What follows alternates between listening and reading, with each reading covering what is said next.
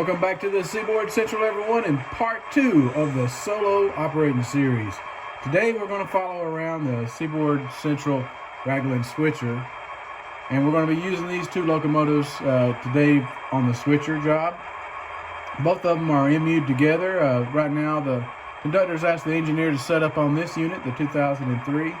So we'll start our day here, right across from the yard office. So while the conductor's getting the paperwork and the engineer is getting the engines ready, he's asked the brakeman to go ahead and line us out and get the derail off.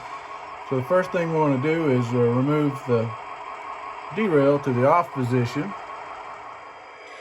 And the next thing you do is walk ahead and double check your switches. This switch is already lined for track 1, which the engines are on, and then we need to walk out here, make sure to line this one out to the main line. All right, with the brakeman positioned at the mainline switch, the conductor would typically position himself on this crossing, flag the crossing. So in that case, all we need to do is activate the bell. We don't need to blow the horn if he's flagging the crossing.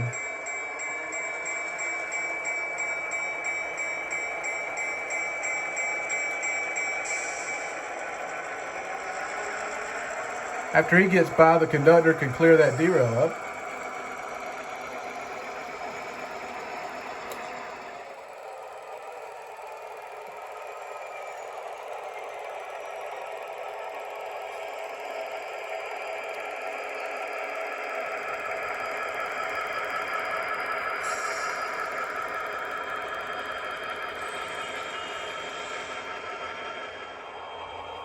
All right, here, one of the first things you're going to notice, I also have a headlight displaying dim on this end of the consist. And this is prototypical. I see something wrong with a lot of in model railroaders use, they have the headlights set up incorrectly. And I'll show you how I did that. So I use NCE as my DCC system, and it allows me to set up an advanced consist. So the first thing I do in order to achieve a dim headlight on both ends of the consist, I want to set up on this engine first, and I'll get the headlight set to the dim position. So, and then I'll just change on my proto throttle here, I'll just change the address to the other unit and set it up. And now I have the headlight displayed dim on both ends of the consist.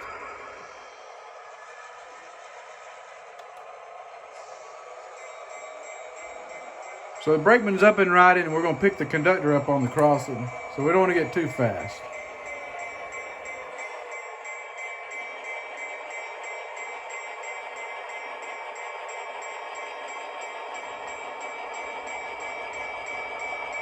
So that now that he's up, we can move on.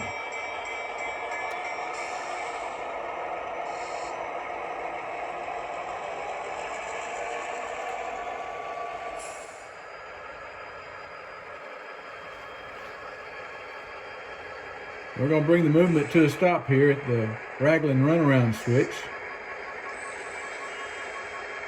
so the conductor and the brakeman can get lined in.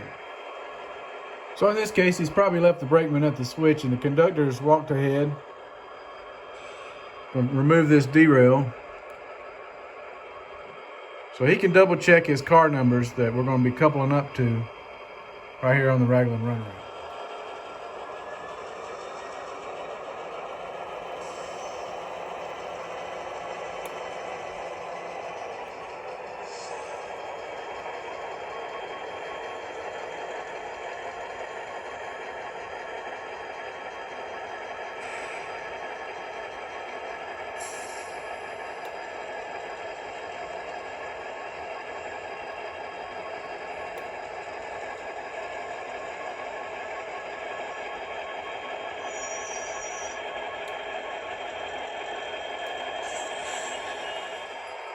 So as you can see from this angle, we're coupled to a whole lot of cars, and 8 of them are loaded cars of corn. So we want to simulate what happens when we start moving that much tonnage.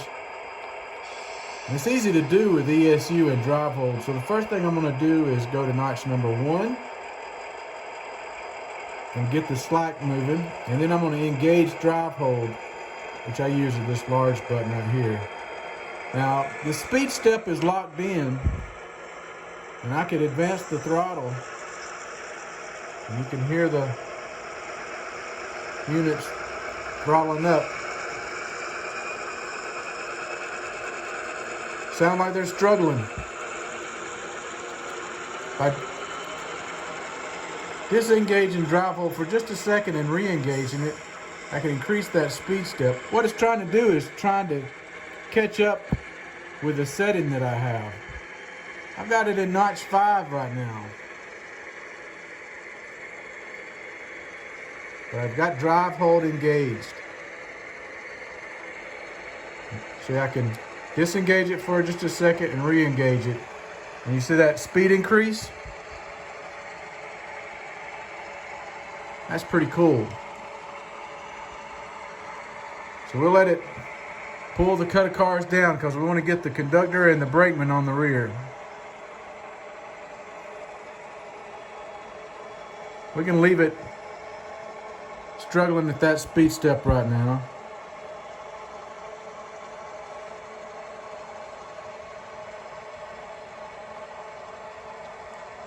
And as the rear gets closer to them, I'm going to start notching down on the throttle. And even go to idle, but it's still locked in because I've got that drive hold engaged. And when I disengage it, now it knows that the throttle's set to idle.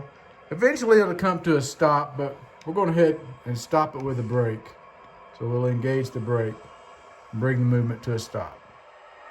So with all the handbrakes released and both the conductor and the brakeman up and riding on this rear car, we're going to shove back. We need to go all the way back to the end of the track.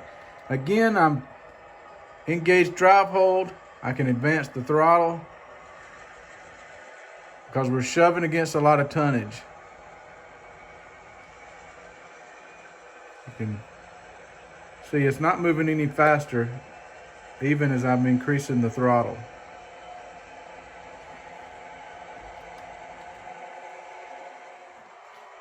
So here we're going to stop short of this old switch that's actually acting as a derail right now.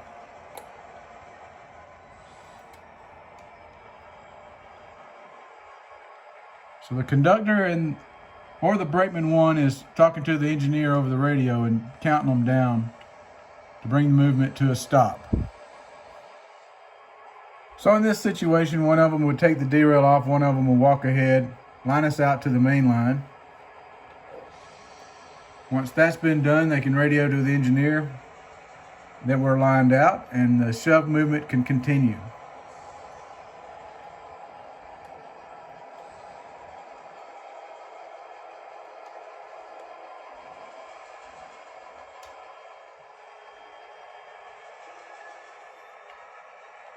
With both of them up and riding now, we're going to shove to this switch right here in the foreground. We've got 4 cement hoppers we need to deliver to National Cement.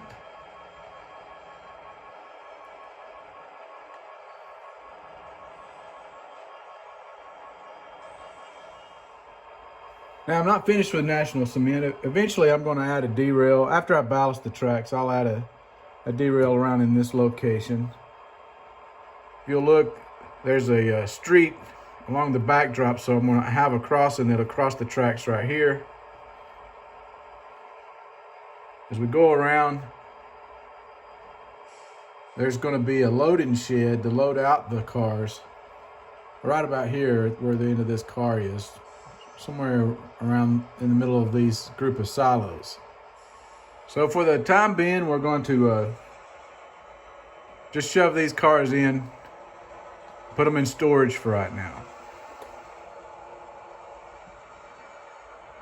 So the first thing we want to do is we want to shove back to this crossing.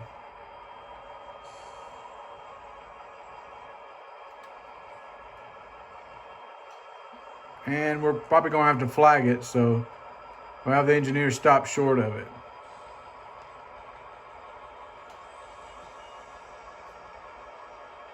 Now they can get down and one of them can position himself on the crossing. And with it flagged and clear, we can continue the move.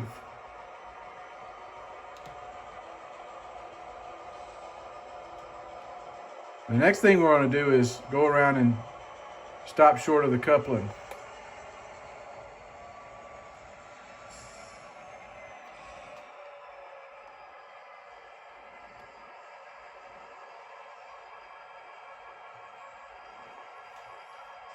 That ought to be good. Now, safety rules state that we need to do an inspection on the cars that are in the track at the industry before we couple to them to move them. Make sure the industry hasn't derailed anything or anything's hooked up to the cars, like winch cables, there's doors open, anything that could cause an issue. And with everything good to go, we can go ahead and make our coupling.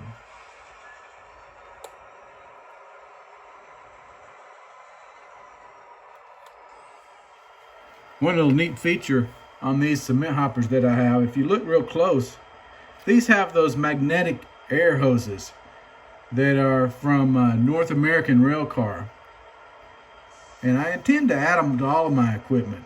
Just a neat little addition.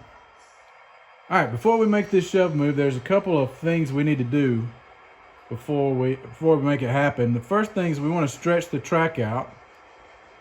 Make sure everything is solid. And it is. And the next thing is somebody's going to have to position themselves, either the conductor or brakeman, on or ahead of this shove move. As you notice, the end of the track is with these cross ties that's been put across the track. So we only have a limited amount of space that we can use. So one of them will be radioing to the engineer in car lengths how many that he's clear for.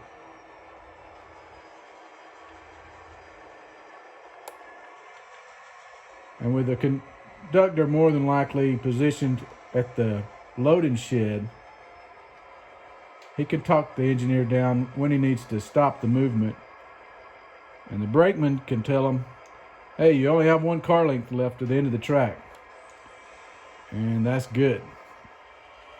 So with the handbrakes applied on the cars that's been left standing, we make the cut and we pull everything back out of the track.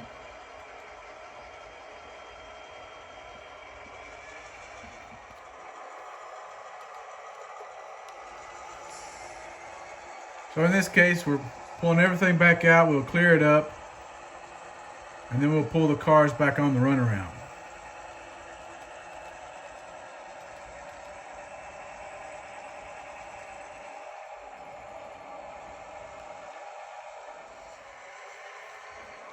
All I'm doing now is just pulling everything back in the clear.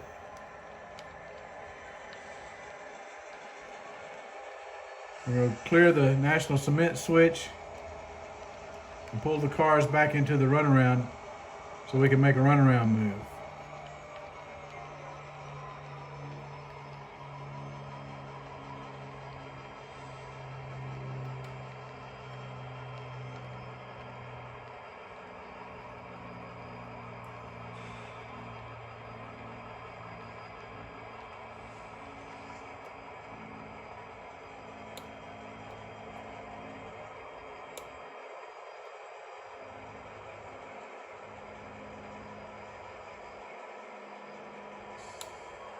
So here's the situation. We need to make a runaround move, but both the conductor and the brakeman are on the wrong end.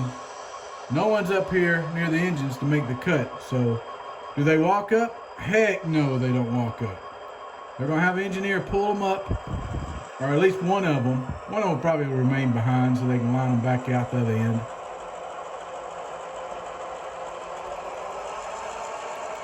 So here I'm going to engage drive hold again.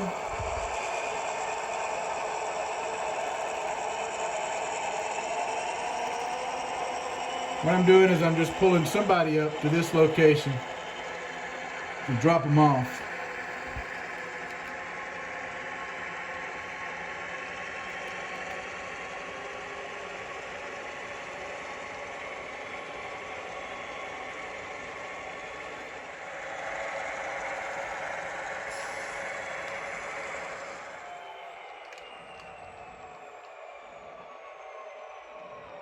They're somewhere in the vicinity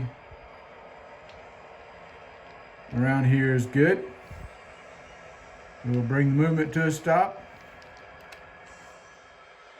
So now we'll have the engineers shove them back in the track.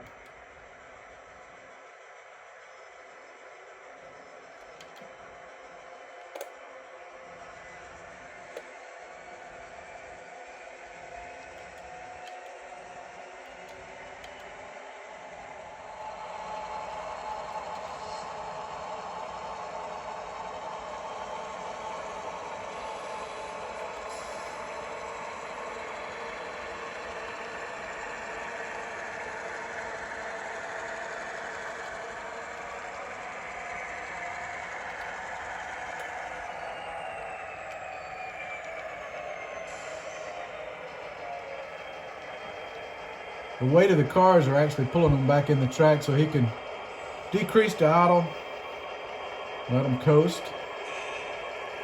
If he needs to, I can add a little bit of power.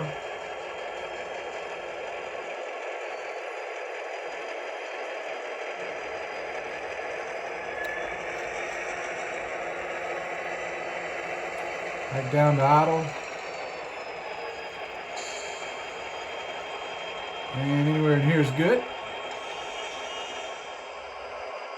And we're going to cut the engines off and we'll come back out to the main line. And I believe we're going to stop here and we'll pick up again with a solo operating session the week after next, because next week is going to be the monthly layout update.